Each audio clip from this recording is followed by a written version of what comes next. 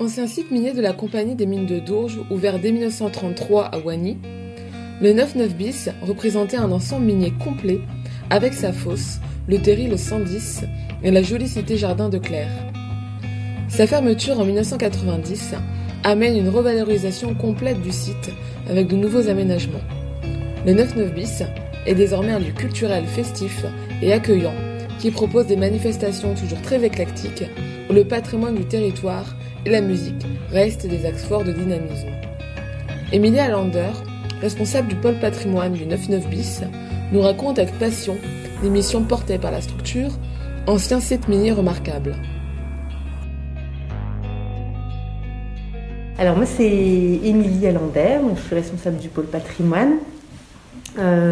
Pour faire rapide un peu par rapport au pôle patrimoine et aux missions aussi au 99 bis, en fait le 99 bis c'est un ancien site minier et le but c'est d'en faire un lieu de vie, un lieu culturel avec une identité forte donnée à la fois au patrimoine minier mais aussi à la musique, au son. C'est un peu l'identité qui a été choisie pour être complémentaire par rapport aux autres grands sites du bassin minier. Et au niveau du pôle patrimoine, notre objectif c'est de sensibiliser d'abord le public au patrimoine, alors pas forcément que au niveau du 99 bis à Wany, puisqu'on est un établissement public de coopération culturelle qui est financé par l'agglo Hénin-Carvin et le département du Pas-de-Calais. Donc on a en fait comme territoire ce qui correspond à l'agglomération d'Hénin-Carvin, donc avec 14 communes. Donc on essaie toujours de faire un lien avec le patrimoine minier des 14 communes, pour notamment dans le cadre de projets, je pense à des projets scolaires par exemple, de se dire que l'environnement proche en fait du public est étudié, et ensuite il faut aussi un carreau de fosse complet qui est le 99 bis. Donc ça, la sensibilisation, c'est un des premiers axes en fait de notre travail. Il y a bien sûr après la valorisation du site qui passe à la fois par une programmation de visites, d'ateliers, de balades, etc. Enfin, dans une dynamique à la fois locale et touristique. Et puis qui passe aussi par une programmation de temps forts ou d'événements plus transversaux où on essaie toujours de faire le lien entre la dimension patrimoniale et la dimension musicale. On a tout un volet aussi éducation au patrimoine avec le public scolaire où, comme je le disais tout à l'heure, voilà, il y a vraiment un attachement à ce que ce soit le plus en lien avec le projet de l'enseignant et par rapport à l'environnement où habite et à l'école de l'enfant. Donc c'est assez personnalisé, c'est pour ça qu'on n'a pas forcément beaucoup de classes chaque année qui viennent, parce qu'on c'est un peu du sur-mesure et on s'adapte un peu par rapport aux propositions. Et après, il y a tout un volet tourisme et puis mise en réseau au niveau du bassin minier, parce que on est considéré comme une porte d'entrée du bassin minier au patrimoine mondial. Donc il y a tout ce volet-là qui est assez important aussi, qui peut passer par la mise en place d'une signalétique sur le territoire, la réflexion en fait en termes de médiation, de support qu'on peut donner au public pour sensibiliser à cette notion de patrimoine mondial. Enfin, ça peut prendre plein de formes différentes. Et le dernier point aussi, qui est un des points importants, c'est que le bâtiment des machines qui est situé du coup là sur le site, ce sera un futur parcours d'interprétation. Donc ça va être aussi, voilà, ça va renforcer encore l'idée que le site ce soit une porte d'entrée pour découvrir le patrimoine minier. Et la communauté d'agglomération Hénin-Carvin, elle a fait du 99 bis un projet communautaire, c'est-à-dire qu'elle a considéré que c'était la mise en œuvre de ce projet culturel et du coup la politique culturelle passait essentiellement par le 99 bis. Donc au fur et à mesure, les équipes passent pas uniquement patrimoine mais aussi musique, puisqu'il y avait aussi un service musique à l'agglomération Hénin-Carvin au départ, ont transité par le 99 bis pour constituer en fait l'équipe du projet et l'équipe qui allait mettre en œuvre ce projet. Donc par rapport à l'aspect patrimonial, donc ça a glissé tout doucement de la valorisation du patrimoine d'un territoire à un focus sur le patrimoine minier et à la mise en œuvre du projet du 99 bis. Et donc il y a l'EPCC, donc l'établissement public de coopération culturelle, qui a été créé en 2016 pour pouvoir mettre en œuvre de façon plus directe en fait le projet, puisqu'avant c'était géré par l'agglo directement. Dans l'espoir de protéger et valoriser le bassin minier du Nord-Pas-de-Calais, plusieurs associations, dont la mission Bassin Minier, ont porté leur voix pour que l'ensemble du site soit inscrit au patrimoine mondial de l'UNESCO en 2012.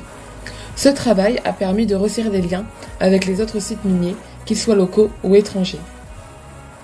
Au départ, le projet d'inscription du bassin minier au patrimoine mondial s'était porté par une association et maintenant c'est transféré à la mission bassin minier, qui était déjà une structure qui existait parce que ça a été créé en 2000 de mémoire. Et la mission bassin minier, ça a vraiment été l'association qui a été créée dans le cadre du volet après-mine. Le but, c'était d'avoir un outil pour trouver des solutions après l'exploitation du charbon pour continuer à développer le territoire, à améliorer les éléments liés à l'urbanisme, liés à la rénovation des systèmes minières, etc. Donc ça, pour nous, ça a tout de suite été un acteur important qui a une vision très large puisque c'est bassin minier, mais qui en même temps ont travaillé étroitement sur des projets comme le 9-9 bis ou comme d'autres sites aussi ailleurs. Donc ça, c'est un acteur assez important.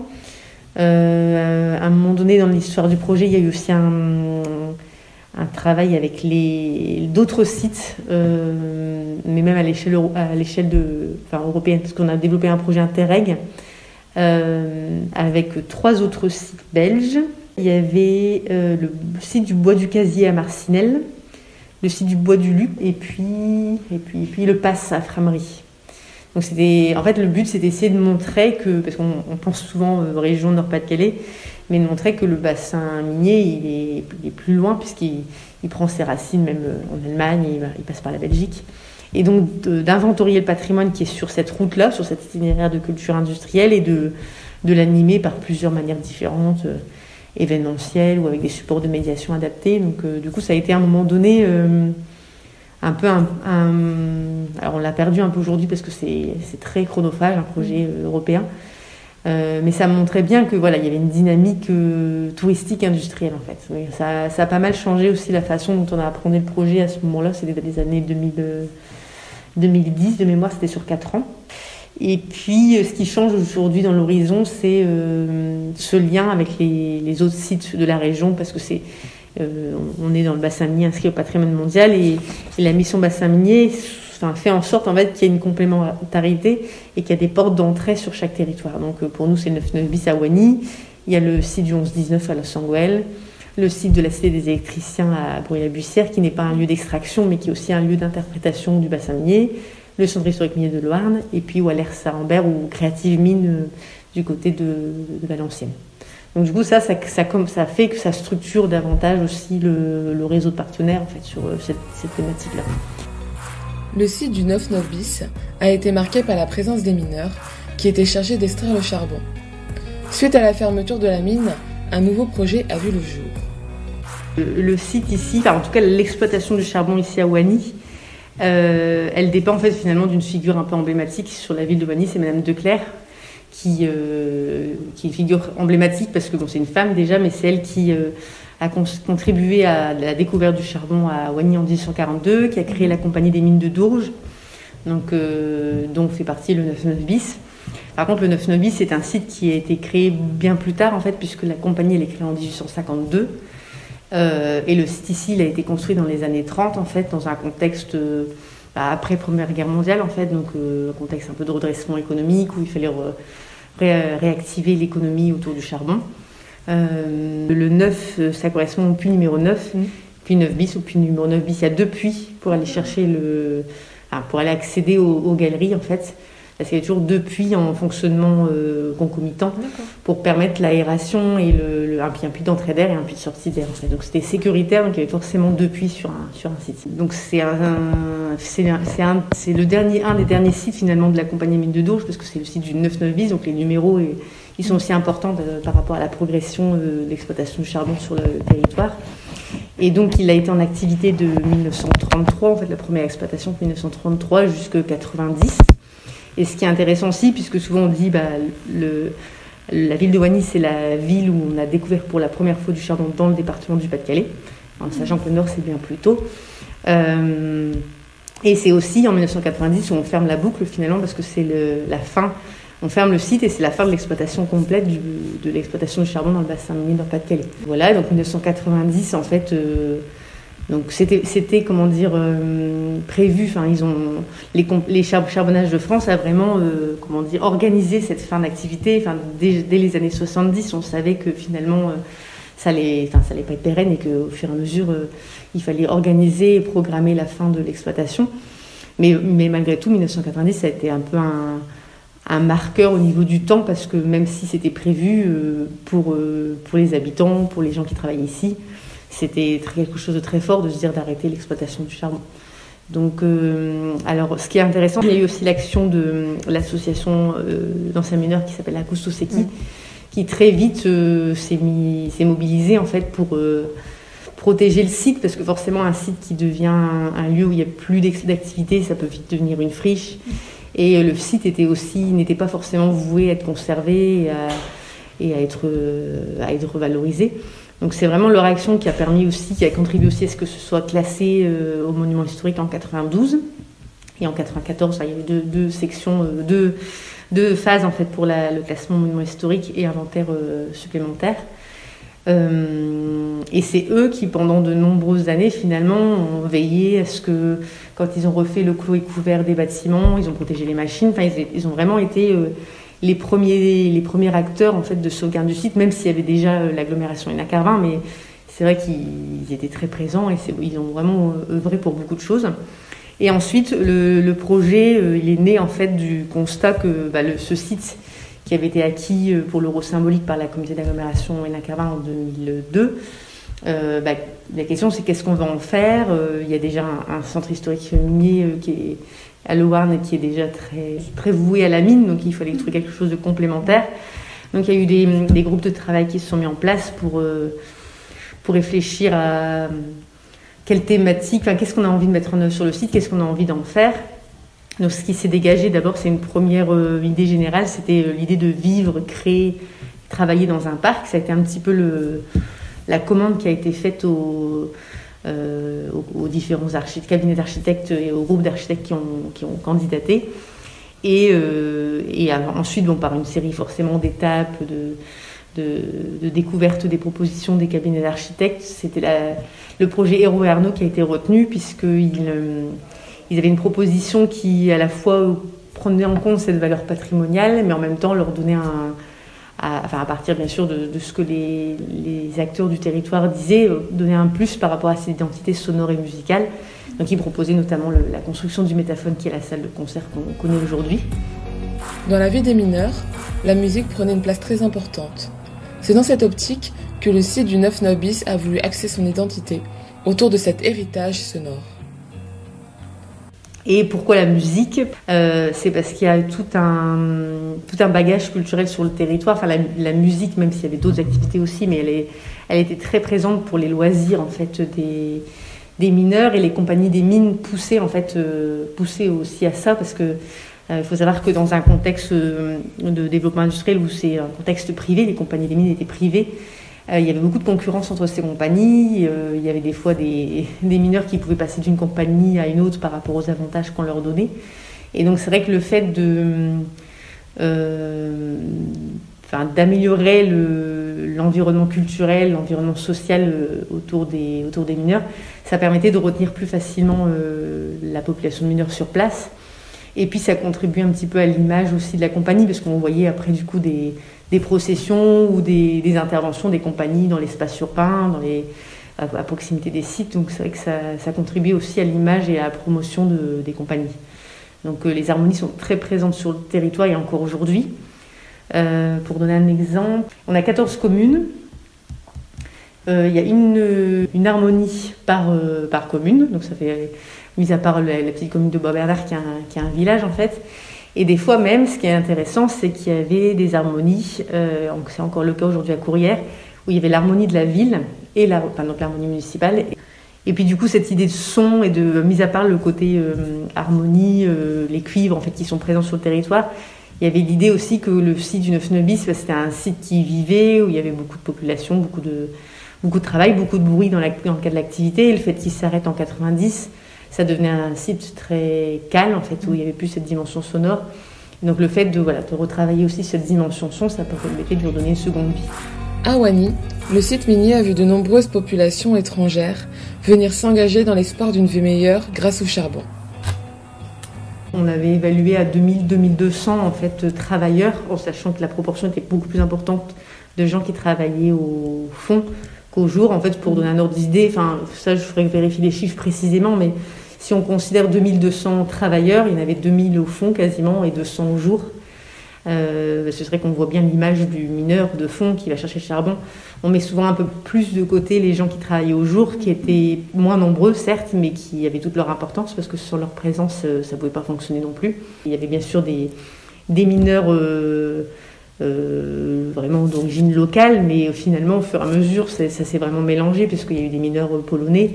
On voyait d'ailleurs alors quand c'était encore dans son jus, on voyait des noms de mineurs qui ont travaillé ici, mais bon, évidemment c'est la trace qu'on avait quand ça a fermé en 90, donc on ne sait pas forcément exactement l'évolution, mais on voyait des noms d'origine polonaise, des noms d'origine maghrébine, des noms d'origine italienne. Enfin, on voit bien que ça brassait énormément d'origines différentes en fait sur le site. Simple, en effet, on a tendance à se dire il y a les Polonais d'abord, après il y a les populations d'Afrique du Nord. Il y a les Polonais, les Italiens et ensuite les populations d'Afrique du Nord, mais finalement c'est un petit peu plus complexe que ça. En fait, il y a une première immigration qu'on a tendance à oublier parce que finalement c'est presque comme si, je le dis pour moi parce que je suis de la région, mais c'est presque comme si c'était des gens de la région parce qu'il y a presque pas on a l'impression d'être dans un même pays. Finalement c'est les Belges en fait, parce que comme on parlait tout à l'heure de découverte du charbon, la découverte du charbon elle a commencé à l'est en fait, du bassin minier, donc au niveau de Fresnes-sur-Escaut. Mais en fait c'est lié aussi à toute l'histoire des frontières entre les deux pays, et à un moment donné quand il y a eu cette frontière qui s'est mise entre la Belgique et la France aujourd'hui, il y a eu besoin en fait de continuer à rechercher le charbon côté français. Et donc au départ, les Belges, qui sont très proches géographiquement, sont venus en fait poursuivre cette recherche-là. Donc par exemple, quand on donne l'exemple du vicomte des Androuins qui a contribué à la découverte du charbon à Fresnes-sur-Escaut, il est d'origine belge en fait du gisement de Charleroi. Donc voilà, les premiers migrants finalement c'était les premiers immigrés c'était les Belges. Les Italiens finalement, il y a eu une première immigration italienne au niveau un petit peu avant la Première Guerre mondiale, mais finalement les Italiens, quand on creuse un petit peu, ils étaient beaucoup disséminés d'abord dans le sud de la France, et au fur et à mesure, après ils ont peut-être pu remonter en fait, mais les Italiens on les retrouve un petit peu plus tard. Par contre, c'est les Polonais en fait finalement qui sont. Il y a eu un petit peu d'Algériens, des Kabyles en fait aussi avant la Première Guerre mondiale, mais c'est vraiment les Polonais dont on retient plus facilement en fait la première grosse vague d'immigration. D'abord des Polonais qui étaient de Westphalie. Ils avaient vraiment eux le savoir-faire, donc c'était la première vague d'immigration des Polonais, donc vers 1909 à peu près. Mais la deuxième vague beaucoup plus importante, c'était finalement après la Première Guerre mondiale, puisqu'il y a eu une convention franco-polonaise. La Pologne, c'est un pays qui avait beaucoup de difficultés, donc des personnes qui avaient besoin de travail, qui vivaient dans des conditions assez difficiles. Et la France, elle avait besoin de main-d'œuvre après la Première Guerre mondiale pour redresser le pays. Donc il y a eu une convention, donc un contrat en fait passé entre la France et la Pologne pour faciliter en fait l'immigration des Polonais en France. Et la plupart sont venus, alors il n'y a pas forcément que dans le domaine industriel, ils sont venus aussi dans le domaine agricole, mais pour proposer un contrat de travail aux Polonais que ça leur permettait du coup d'avoir un travail et de surmonter leurs difficultés. Mais normalement, en théorie, ils devaient repartir, parce que ça devait être temporaire. Ils pensaient vraiment, de ce que j'ai retenu, ils pensaient vraiment repartir. Donc l'intégration, on peut supposer que l'intégration au départ, elle n'était pas forcément facile, parce qu'ils étaient dans une logique de repartir. Et ensuite, par contre, au fur et à mesure, avec le temps, ils sont restés, parce que finalement, ils se sont rendus compte aussi ils avaient fait leur vie, ils avaient fait emmener leur famille, etc. Donc ça, c'est les Polonais. Et ensuite, après la Deuxième Guerre mondiale, il y a eu à nouveau une vague d'immigration liée à l'Italie et aussi les pays nord-africains, donc notamment l'Algérie, qu'on retient aussi beaucoup comme deuxième vague d'immigration. C'est pour ça qu'on retient bien polonais, italien et puis maghrébin. Et enfin, c'est la dernière vague d'immigration, c'est les Marocains. La cohabitation multiculturelle a permis le développement de nouveaux liens entre les mineurs et leurs familles. Cette solidarité a été très importante face à ce travail pénible et contraignant. Je pense que au fond de la mine, forcément, pour pouvoir aller travailler, c'était un travail difficile, donc il y a forcément dû y avoir une relation de solidarité, d'entraide pour y arriver, en fait, parce que devant la complexité du travail, il n'y avait pas le choix que de s'entraider. Il y avait des fois certains quartiers qui étaient vraiment dédiés à une immigration particulière, et des fois des quartiers où ça se mélangeait plus.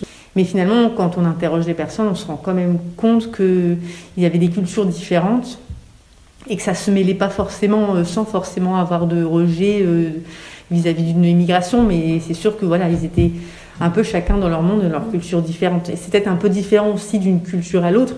Mais c'est vrai qu'on a tendance à dire qu'aujourd'hui, quand on voit les associations polonaises, on sent bien que c'est très ancré. En fait, il y a une grande dynamique, il y a beaucoup d'associations, il y a une très bonne intégration finalement parce que ça reste une culture européenne, etc. Donc, mais en fait, finalement, quand on regarde les années auparavant, les Polonais n'étaient pas forcément bien vus au départ parce qu'il y avait des fois, il y en a certains qui parlaient allemand. Donc, comme on était dans un contexte de Première Guerre mondiale, il pouvait y avoir aussi à ce moment-là un rejet des Polonais ou des Allemands parce qu'il y avait ce lien difficile avec la Première Guerre mondiale. Donc finalement, aujourd'hui, ce qu'on peut dire par rapport à la vie sociale, les échanges qu'il y avait entre toutes ces immigrations, c'est que ça évolue dans le temps, en fait. Donc les Polonais n'étaient pas forcément bien intégrés au départ. Aujourd'hui, ils le sont beaucoup plus et ils sont très actifs. Donc c'est vrai qu'on valorise beaucoup la culture polonaise aujourd'hui. Quand on va à Dourges, par exemple, il y a une église polonaise, il y a une salle des fêtes qui est dans la cité minière où il y a beaucoup d'associations avec un groupe folklorique qui s'appelle Wisla, il y a une chorale aussi polonaise, donc tout ça c'est très valorisé aujourd'hui. Il y a un côté, génération de mineurs où on sent qu'il y a une grande solidarité, que qu'il y a des liens forts, et en même temps on se rend bien compte qu'il y a des cultures très différentes, que ça n'a pas toujours été facile et que ça évolue dans le temps aussi en fait. Donc. La fermeture des mines a amené les travailleurs à se reconvertir. Certains ayant même apporté leurs compétences sur d'autres sites industriels. On sait que après les années qui ont précédé et après la fermeture du bassin minier du site en 1990, il y a eu vraiment un gros plan social avec une logique de reconversion des mineurs dans d'autres métiers ou dans d'autres régions en France. Mais on sait que il y a des mineurs qui ont pu travailler dans la région, dans l'automobile, dans le secteur de l'automobile. On sait aussi qu'il y a eu des mineurs qui ont été à qui on a demandé en fait d'aller travailler sur le tunnel sous la Manche parce que c'était la même technique finalement de rogner dans la terre pour pouvoir. Les techniques étaient les mêmes. Il y a beaucoup de mineurs qui ont été reformés et qui ont dû changer de métier. Après, j'ai entendu aussi qu'à un moment donné, il y a eu des fois des échanges avec, alors peut-être pas à la fin, mais en tout cas des échanges avec d'autres régions. C'est vrai que dans l'autre sens, des Belges sont bienvenus en France. Je sais aussi que quand on parle de la catastrophe des mines de Courrières, apparemment, à un moment donné, il y a eu des sauveteurs d'origine allemande qui sont venus aider pour aller chercher les personnes dans les galeries. Certains sites miniers proposaient aux mineurs immigrés des formations dédiées pour les accompagner au mieux dans leur travail. Les premiers mineurs polonais, mais qui venaient de la Westphalie, en fait, qui étaient du coup quasiment sur le territoire allemand, ils étaient souvent très bien formés. Tandis qu'après, les mineurs polonais qui sont arrivés après la convention franco-polonaise, ils étaient souvent d'origine rurale, donc ils n'étaient pas du tout formés. Et il y a eu un peu une forme de déception parce qu'à l'arrivée, ces mineurs-là, ils devaient tout apprendre en fait. Donc forcément qu'à un moment donné, ils ont dû être formés par les Français pour pouvoir travailler, etc. De la même manière que les mineurs marocains. Et il y avait du coup tout un système de centres de formation. En tout cas, ces centres de formation, c'était vraiment, on appelait ça des mini-images, des endroits en fait où les mineurs apprenaient leur métier sur des galeries reconstituées pour ensuite aller travailler. Il y en a une à la Fosse 2 à Wany. Donc maintenant c'est un petit musée de la mine qui est géré aussi par une association, mais ça a vraiment été un lieu, on appelle ça la mini-image, un lieu de formation soit au démarrage, donc pour les galibots, pour les jeunes mineurs, soit aussi en formation continue pour continuer à progresser. Le 9-9 bis propose aussi, en plus de la visite de l'ancien site minier sur lequel il se situe, afin de découvrir le quotidien des mineurs, des sorties plus ludiques et sportives, participer aussi à de nombreux temps forts grâce à des collectifs d'artistes et des soirées thématiques alliant jeux, expositions et fêtes. Pour plus d'informations, rendez-vous sur le site du 9-9 bis. Cette série de podcasts est réalisée dans le cadre d'Au-delà de nos frontières, une opération qui rassemble près de 35 manifestations à découvrir dans l'ensemble des Hauts-de-France et proposé par 30 membres du réseau Prositech. Toute notre programmation est à retrouver sur prositech.asso.fr. Un grand merci à Emilia Lander et aux étudiantes Mélanie Terrière et Mira Bouli du Master Expographie Muséographie de l'Université d'Artois pour cette collecte passionnante.